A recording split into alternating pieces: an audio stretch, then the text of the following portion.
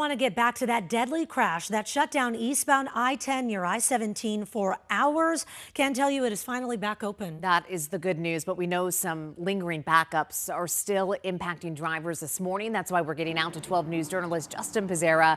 Justin, you just arrived to that area along the I-10. I'm sure you were moving from a different location. What did you witness during your drive, and what have we learned about this crash?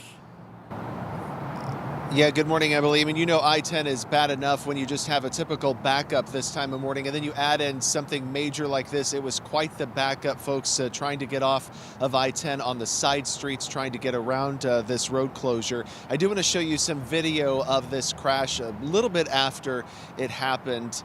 So DPS says at about 3:20 this morning, they started getting calls about this man along the I-10. ADOT has a lot of cameras along the Valley freeways, a ton along I-10, and so they were able to locate that man with one of their cameras and basically follow that man along. We talked with DPS about this incident shortly after it happened. Here's part of our conversation with them.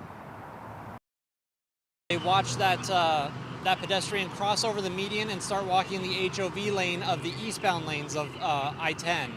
A very short amount of time later, a Hyundai SUV was observed striking that pedestrian. Phoenix Fire was called to the scene to assist, at which time that pedestrian was transported to the hospital. Unfortunately, they were declared deceased when they arrived.